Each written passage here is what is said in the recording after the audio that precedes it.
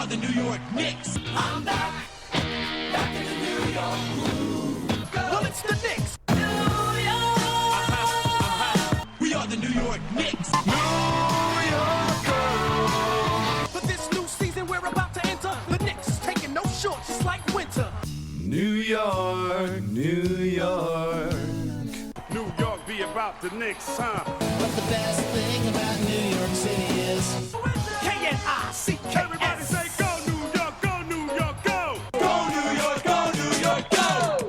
Everybody, welcome to the New York Knicks podcast, episode 1 billion. We've been here forever, but this is our first time talking about the finals, and it's Jay, actually, are you did you get hit on the head? What do you mean? We've done another episode about the finals also.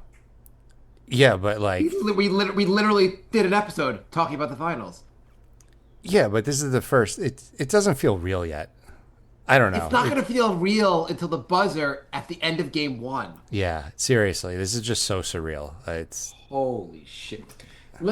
So I was looking online at like tickets, and apparently the tickets in San Antonio started off like $2,000 a ticket, and now you can get in for like, according to like I'm looking at TickPick, about $880, $890 a ticket for Wednesday night. So they've been dropping, while the tickets in New York had just been going up. Yeah. It's like $4,500 to go now in New York. I don't know if TickPick is a good name. No, I think they should call it with Dick Pick. That would be much better. I mean, it's very close. You gotta admit. I don't really understand who, like, an $890, that itself is a lot of goddamn money to go in a game. Yeah. But I think if it was, I'd figure it out. Obviously $4,000 I'm not figuring out. Right now it says $4,100 to go to the cheapest ticket for game 3, the Knicks' first home game. And then game 6 says $5,400 for the shittiest seats. Is it just a rule that the Knicks have to price their tickets the same price as it would be to fly to the other city, get a hotel overnight, and fly back? Like They're like, we'd like to price our tickets for our we can exclude our non-famous or non-banker fans. right, exactly.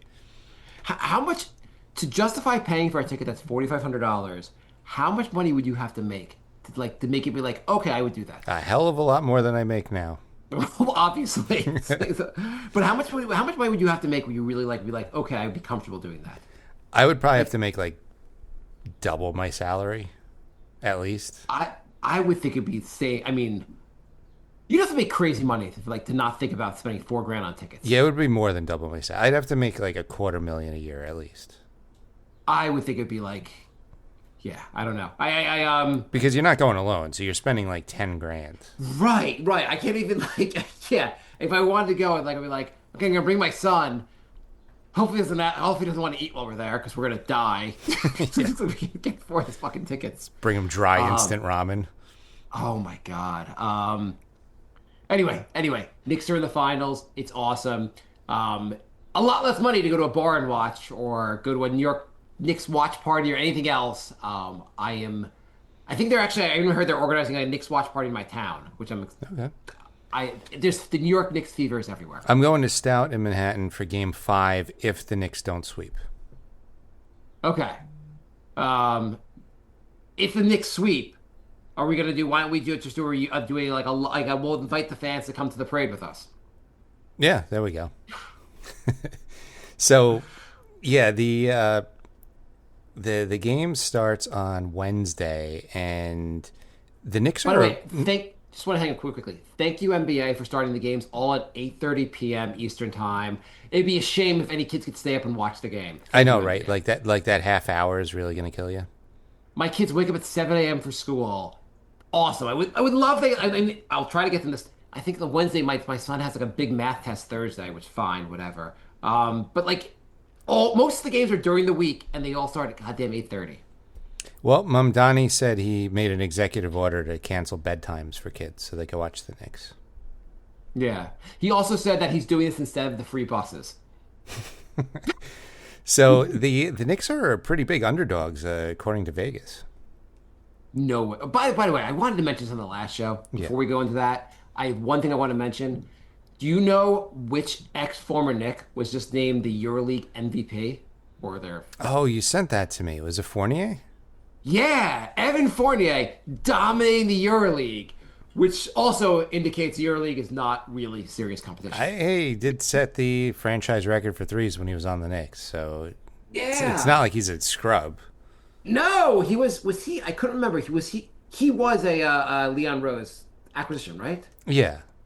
Yeah. Yeah, and he got buried by Tibbs the following year after he set the record. Yeah. Well, It's the Knicks' golden rule. Do not set the franchise three-point record. You will be Leon shipped had- out the following year.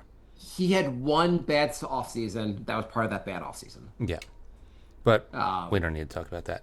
He got us to the finals. I am thrilled with it. His plan worked out amazingly. Are you so. surprised the Knicks are such big underdogs? They're like What is the I think like, Spurs are minus 210. That's what pretty does that big. even? So minus 210 means you're favored. Yes. Or what do you get? So you bet on the Spurs, you only make negative 210 on your money. I don't want to get into that whole thing. Anyway, Why don't they teach personal finance and gambling in school? they should teach gambling because it's everywhere. So I assume if you bet on the Knicks, that means you double your money if they win. Yeah. And if you bet on the Spurs, you get half your money, maybe. Not like half your you bet $100, you get 150 back probably. Yeah, something like that. Okay. Anyway, am I surprised? No, everyone thinks that the Spurs or the OKC was going to crush whoever's in the East. That's everyone's I'm saying. so confused about this because everybody's saying that the Knicks had an easy path to the finals. And they don't mention that the Spurs played a team led by Denny Avdija and a half of a Timberwolves team, and then an OKC team missing two out of their top three scorers. So right.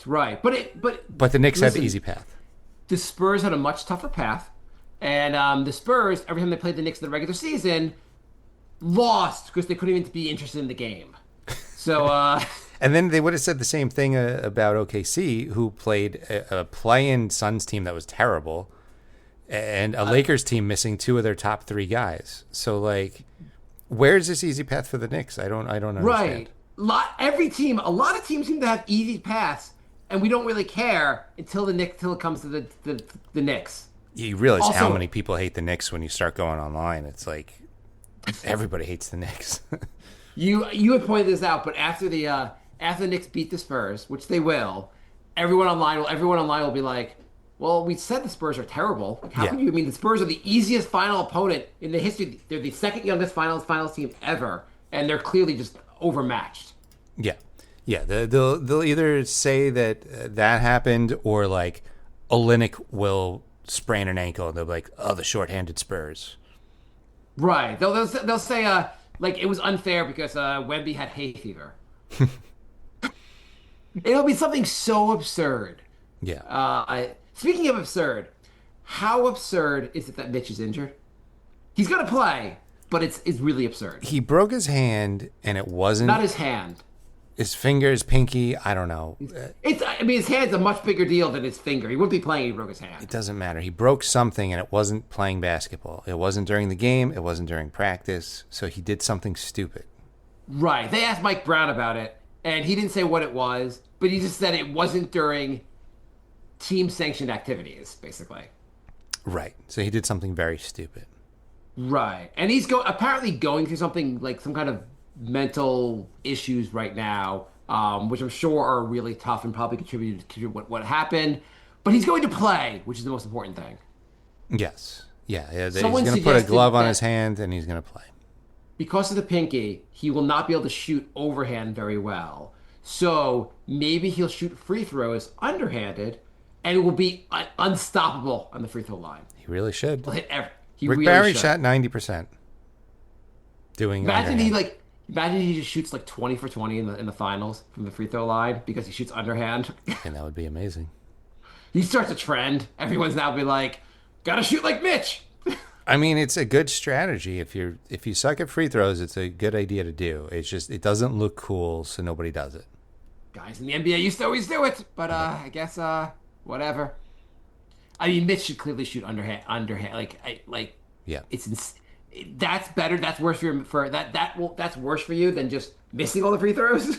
He should either shoot underhand or he should be sat in a chair Clockwork Orange style with his eyes pried open and watch footage of Dirk Nowitzki shooting free throws because he has a super high arc, and that's why he shot a good percentage. You don't shoot a line drive at the rim. That's how you miss a lot.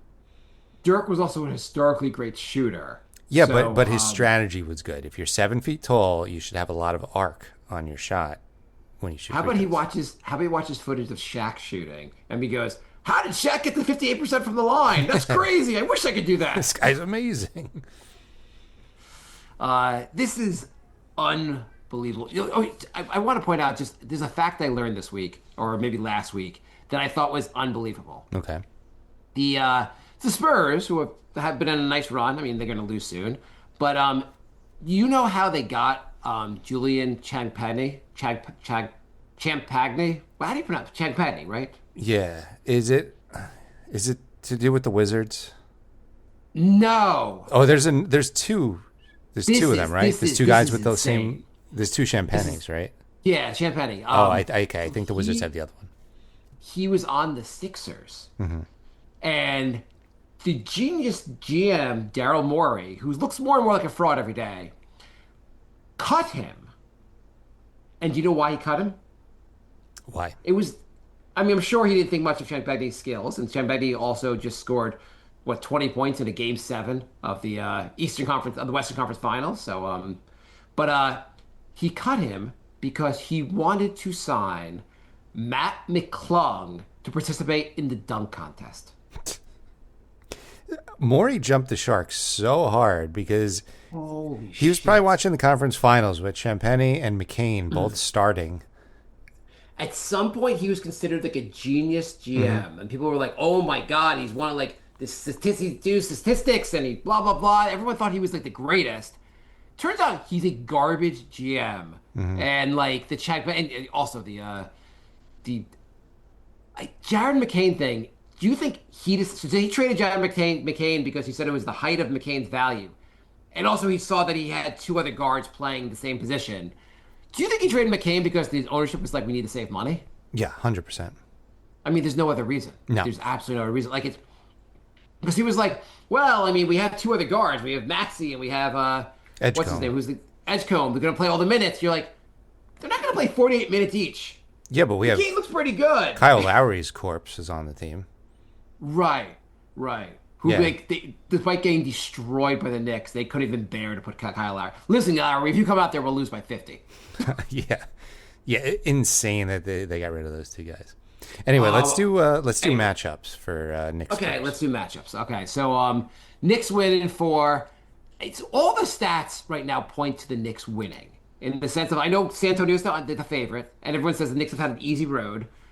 All Which the is a lie. stats Which the is a Knicks lie. have been putting up have been historic, basically.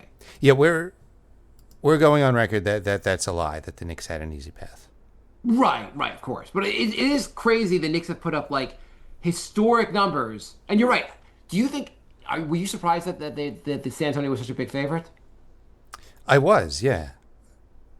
I'm like, San Antonio struggled against, like, OKC is a good team, but I mean, they're missing their second best player. Right.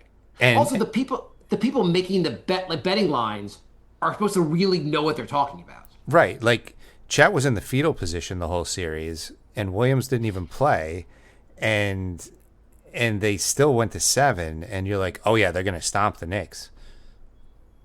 Well, how? Do you think the Thunder do they ask Chet first, or they automatically change his number to whatever Ben Simmons' numbers was? Okay, so yeah, let's do the matchups. Okay, so the matchups. Okay. So who is covering? Do you want to do who's covering who, or you want to do just the actual like? How do you want to match this up? Yeah, I think you do. Well, do position by position. I think is the best way. Okay. So are you putting Castle against Brunson? No, I'm putting Fox against Brunson.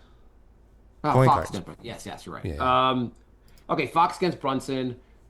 Well, this is a no-brainer. Yeah, I don't think De'Aaron Fox is fine. He's playing not- good, but he's not no Jalen Brunson. Like it's just not. Yeah. Okay. Then you're gonna put Wemby against I guess the starting lineup, so Towns, right? Yeah. I mean, you give it to Wemby, but I think there's some interesting things that can happen in this. So Towns can shoot the three. So does Towns just spend most of the game out on the three, which pulls Wemby away from the rim, which opens up the rim for everybody else? Or Right. I think Towns will be more of a playmaker in this series and more about getting Wemby away from the basket. Or if And Towns goes down low, does he bully Wemby? Because he could definitely push Wemby around down there. If Towns can shoot a high volume number of threes and make them, like if he goes 4 for 8 from the 3-point line, Wemby cannot just sit down low. Right. And who else do they have? Do they have anyone else that can really guard Towns? I mean, their other big. I mean, Cornette's the backup. Right. Well, I mean, they're not going to put. I assume they're not putting Cornette and Wemby out there together. Well, then they would have somebody much smaller. Champagny, Harrison Barnes. How tall is Champagny? Champagny is he's 6'7". Yeah, he's not guarding Towns. Not the way Towns looks currently. Well, I know some teams have put like smaller guys on Towns, but Towns seems like right now he'll eat them alive. Though I guess you could have Champagny covering Towns and just covering him from like out like deep, and then have Wemby close to the basket to deal with Towns when he goes to the paint.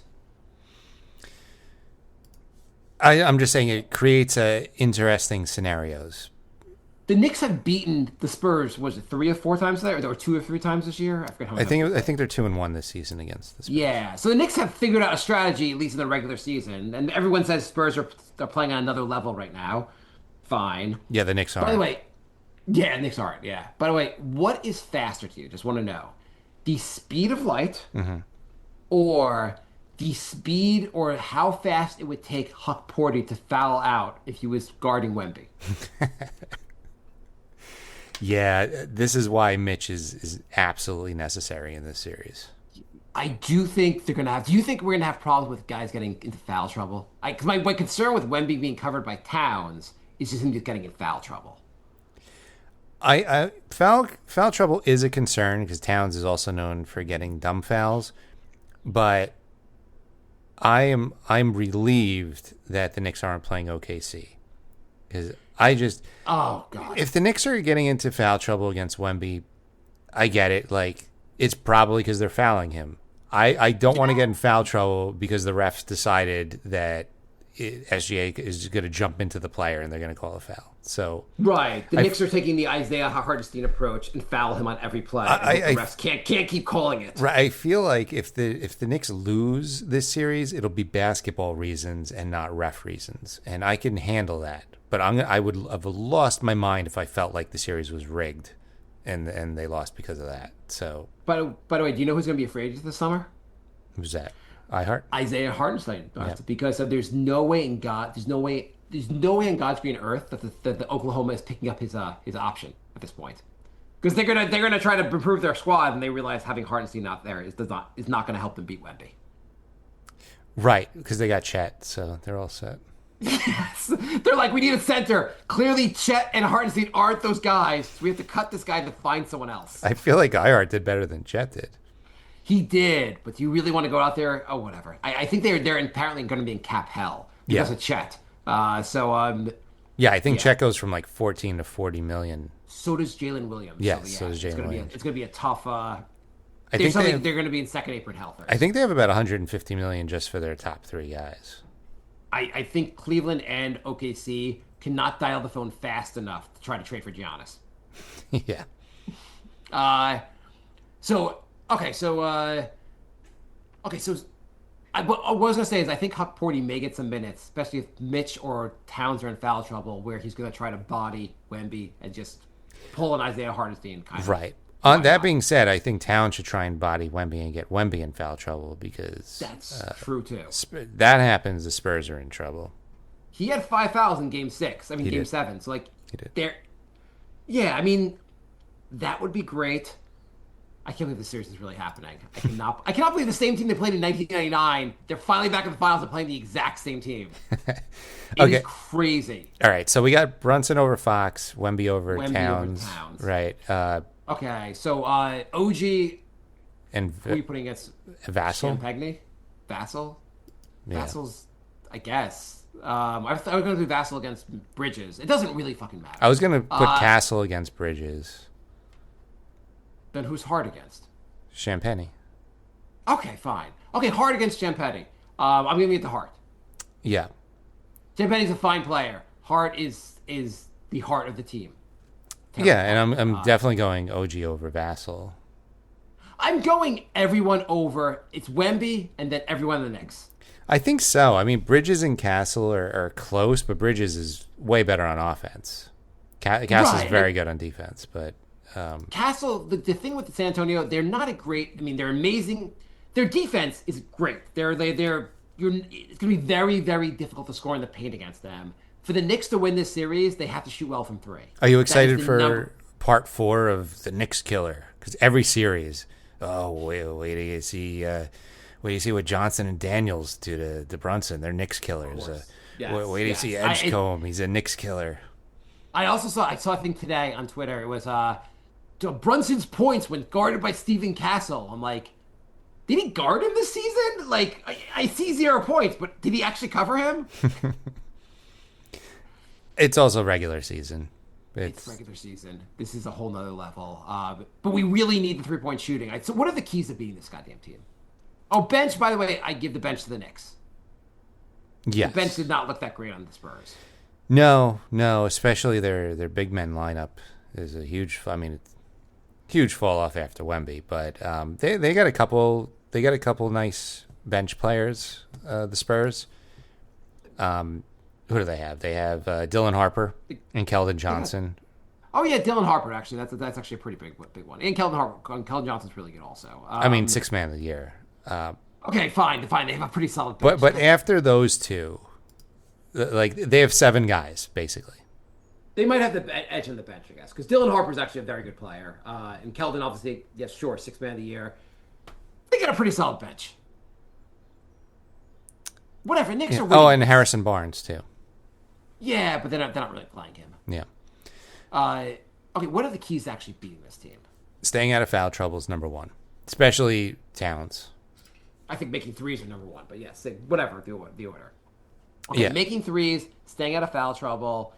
I think if they do both of those things, they're good. I really do. Yeah, I don't. The Spurs are not a great 3-point shooting team. Like letting Castle and De'Aaron Fox shoot from the 3, fine. Mm-hmm. Wemby, I know is a pretty good 3-point shooter. If Wemby shoots a high volume number of threes and makes them, well, good show, sir.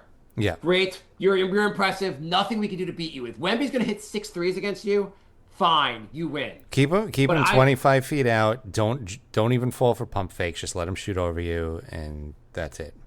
Keep him out of the paint.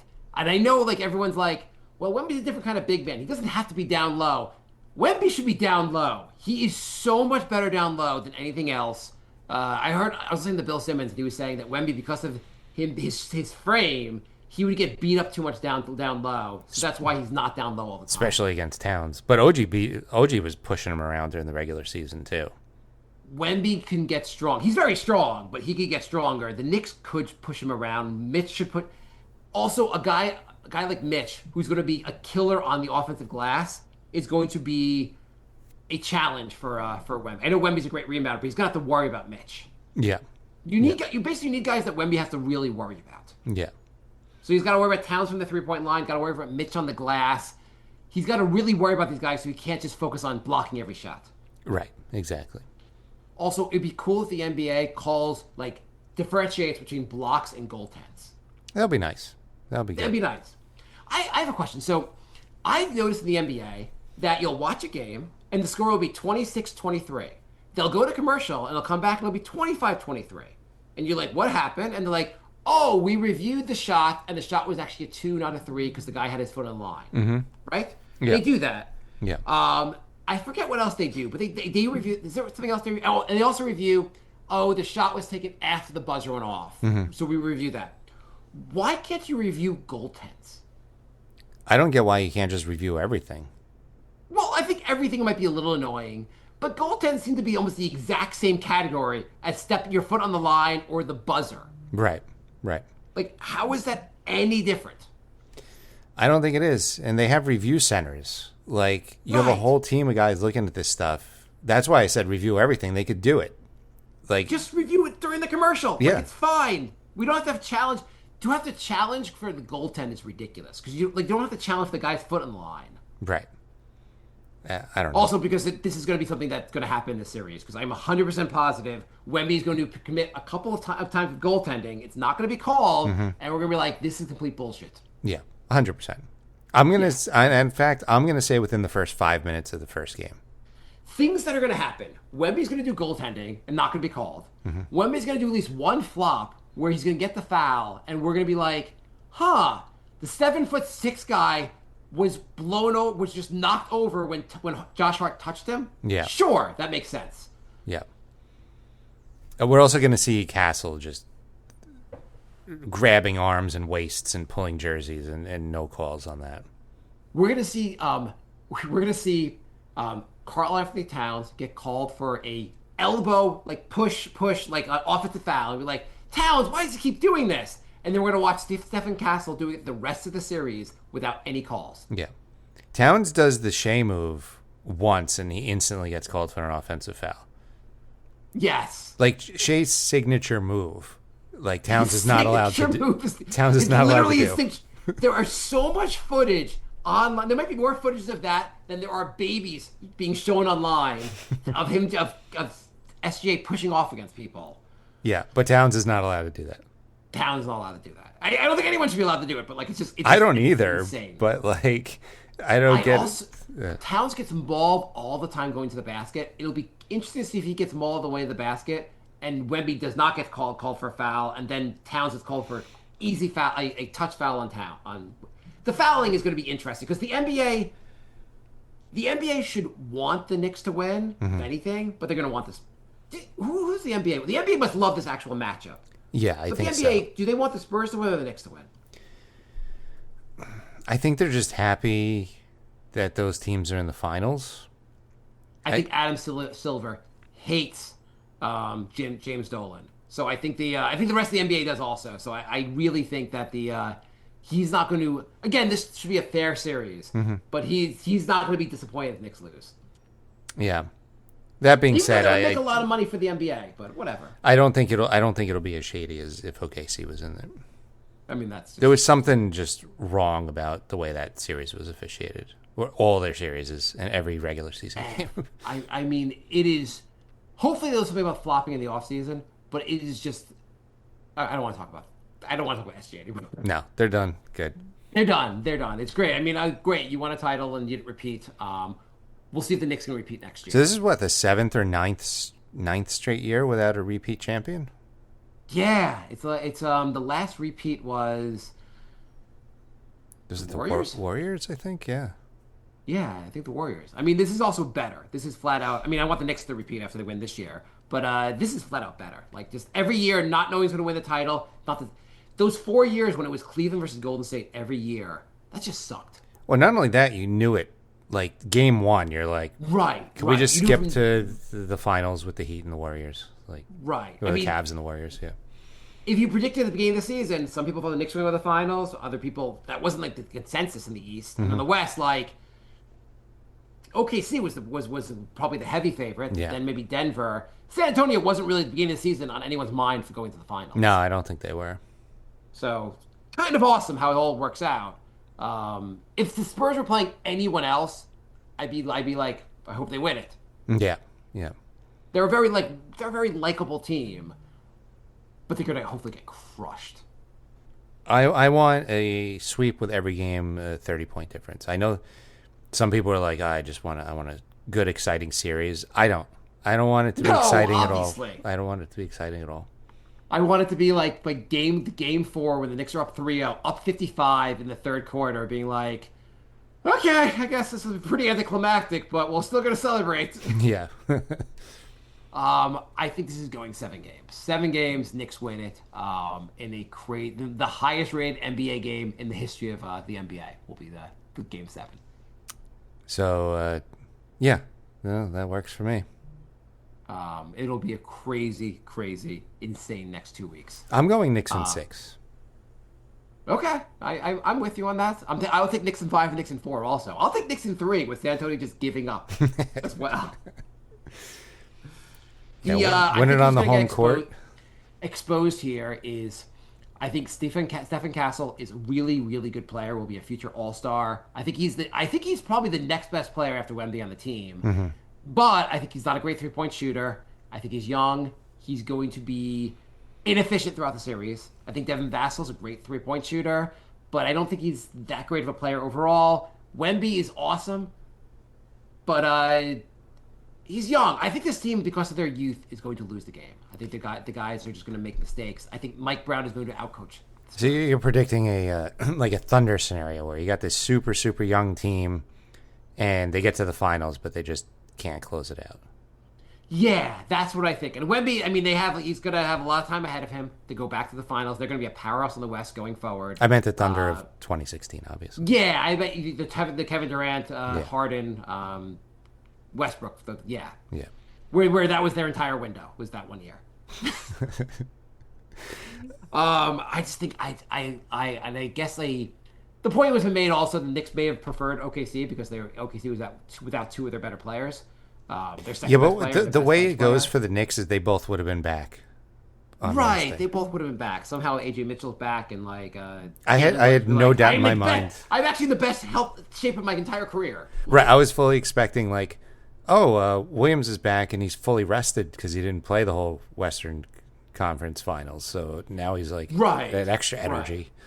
Right. And the Spurs, do they have any injuries? I mean, guys are a little bit banged up, but no real injury. I mean, Dylan Harper's a bit banged up, but yeah, I mean he's playing though. I mean, if you're playing, I'm not counting out his injury if you're playing. Right. If you're too hurt to have a positive impact on your team, you shouldn't play. Yeah. Yeah. If the guy is suiting up, then I'm not counting that as an injury. Everybody's banged up at this point. Everyone's banged up. Except for the Knicks, who've had, I think, 3 months off. So on Wednesday, it'll be they'll have played 8 games in 34 days. This is how everyone wants the NBA to work. Everyone's complaining about we need less games, we need more time off. Everyone's like, this 8 games in 34 days should be how the NBA regular season works. That's crazy. In the middle of the playoffs. It's been a week and a half since they won. Yeah. This is insane how much time. And so, is this going to hurt the Knicks in Game 1? I feel like it's going to hurt the Knicks in Game 1. That's what everyone said about the Cavs. Didn't hurt the Knicks against the Cavs. They had to have an insane comeback at the end of the game. That is true. I don't know. I think it gave Hart a chance to get his thumb correct. Maybe OG has a chance to rest his hamstring. I mean, that's a very big positive, the OG hamstring thing. He looked really good in Game 4, but he did, but rest that, I'm sure jumping right into another series was not ideal. So it's tough to get everyone playing. I'm sure Mike Brown's been holding practices and getting these guys ready. It's just tough. It's a lot of time off. It is a crazy amount of time off. It is. On the other hand, though, the Spurs are probably still going to be a little bit sore and tired from their 7-game series. So but they have just enough amount of time off because they'll have Sunday, Monday, Tuesday. They have a lot of time off between it's a good amount of time. Yeah, 4 days is a good amount. I think it's fine. I think it's a good thing the Knicks have all this time off. Also, I'd love the Knicks to sweep. They just have to win one of the first 2 games to steal home court back. Yeah. Yeah, I'm just hoping that. 2 in OKC. I think it's an advantage. OKC, I mean San Antonio. Sorry. I think it's an advantage because the whole coaching staff had an extra week to just come up with strategies for these guys. That's got to be an advantage, right? The Spurs weren't even thinking about the Knicks until today. Right. The Knicks, they've been studying. You could study both teams while they're playing, and you can have a plan for both. You're watching them play in big games and studying those games, trying to figure out how to best exploit them. Yeah. Brown seems like a very good coach. I was wrong. The Knicks are amazing. Brown seems like he knows what he's doing. Mm-hmm. The Knicks are going to have a solid strategy here. And again, their strategy in the regular season worked. The Spurs are aware of their strategy, but I don't know, hit your threes, draw Wemby away, don't get foul calls, don't turn the ball over. Not an insane strategy. So you seem confident, but not as confident as the Cavs series. Obviously not. Come on. Right. I think the Knicks were, in my mind, they were a negative 3,000%, whatever how the betting odds work against the Cavs. The Knicks were going to win that series. This is a tough. We're in the goddamn NBA Finals, Jay. How can I be confident? Nothing goes well in life. I'm a Knicks fan. I know. It's like game 4, they're up 3-0 and they're up by 30, and you're like, well, when's something bad gonna happen? Right. No matter what happens, the Knicks will win the title. I'll be like, man. I mean, the Knicks they're gonna take it away when they do the analytics on these games. Right. Analytically, they lost. We'd like to announce we're keeping our analytically stupid coach. We'd let everyone know we're planning on going all on this. We are the Cavs. I am so happy to hear the news that the Cavs are going to re-sign Harden. I mean, please do. Oh my god. Please do. Oh my god. I love all the stupid moves you keep hearing about, like, and I guess you don't know what's going to really happen. Yeah. But I feel like the Cavs are going to make a dumbass move. The Pistons are going to make a dumb move to try to get better. The East is not going to be so amazing next year, even though everyone thinks it's going to be. Yeah, agreed. And I just love how the Celtics got rid of like half their good players because they thought Tatum wasn't coming back. And it's like, now your team is much, much worse. Right. I know they had a good regular season, but that felt fluky because you saw what they did in the playoffs. No, they really fell flat. I was hoping they'd get to play the Knicks. They fell flat because they had 4 good players left. They could beat the goddamn Cavs. Well, they were starting Shireman. What? Anyway. Yeah. Who's Shireman? He's a guy we've all just heard of this season. That's how bad it was. Yes. Okay, so I am, in terms of confidence, from 1 to 10, I'm like at a 4. Just really as confident as I possibly could be going into the NBA Finals because I'm a Knicks fan. Okay. What about you, Jay? I'm like a 6.5. I feel like we're gonna know by halftime of game 1 how this series is gonna go. I disagree. I think game 1 and game 2 could have. I think the Knicks are gonna split the first 2. I would take that. Yeah, I would totally take that. Obviously, you want to split. Your goal as the road team is to split the first 2. Yeah. I'd like to win the first 2, but I think it's gonna be a very tough. Every game's gonna be very close, unfortunately, but it's gonna be a very close series. Maybe. We'll find out. I mean, Maybe we'll do some more episodes. maybe they'll just win by 30. Who knows? Who knows? Maybe we're like, oh, it's weird. They went winning by 30, just like they were winning by 30 in all the other rounds. Like, I have no idea how Weird. it's hard to gauge this year. The Knicks have been so dominant. Like, It doesn't even make sense how dominant they've been. It doesn't even register. Any other team was this dominant, people would be like, this is unbelievable. But the Knicks are doing it, they're like, oh, shut up, you Knicks fans. This is like, you guys are an aberration. This is just terrible. Like, people those would be stats calling don't this matter. one of the greatest playoff runs in the history of the NBA if it was like Denver doing it. If San Antonio did this exact same run that the Knicks did, Yeah. Wemby would already have a statue. Right, exactly. They would change the NBA logo. Right. He would get Michael Jordan sneakers. They'd be like, okay, these are now called Wemby. It's not called Jordan sneakers. Right. This is like, it's just, yeah. All right. So Well, I'm pretty excited, Jay. I'm from 1 to 10. I'm like a 15. I'm so excited, but I'm also just does not feel real. no, it definitely does not. So I guess we'll be back soon to talk about some actual games. I mean, we hardly recorded. We did 2 episodes between games because they haven't played in so long. We didn't record. We've already quit the show. We didn't record the season, and then we come back for 2 games, 2 shows in a row where there's no games to talk about. It's been like so long. I needed to let some of this energy out because I have like basketball blue balls. I need a game. Yes. It's gonna be weird seeing tip off. It's gonna be really weird. It's gonna be like I'm gonna get teary eyed when I see that Larry O'Brien trophy. Did you see the makeup for the courts for the finals? No. Yeah, the center court's gonna be a big Larry O'Brien trophy with the Knicks logo on top, and then obviously the same thing for the Spurs for their home games. It's gonna be quite a series. Yeah. So we'll see what happens, but we're here. It really is crazy to quit the show and the Knicks win the title. This is insane. We joked about this for 8 years. 15 years. Yeah. All right. So, Okay. yeah, thanks for listening, and we'll check in after a game or two, and we'll see. Let's go Knicks. Yeah. Hopefully the next show will be like, yeah, let's go Knicks. Let's do this. Yeah, I want next show to be like, oh yeah, so the Knicks actually were this dominant, and they won both games by 25. By the way, if the Knicks are up 3-0 in the series and they win each game by 50 points, my confidence level will go from a 4 to a 5. Right, exactly. Anybody who's been watching the Knicks since the 90s are going to be like, okay, that's good. Oh, they're really setting us up for this failure thing. This is awesome. Where's Ashton Kutcher? Oh, God. All right. Thanks for listening. We'll be back soon.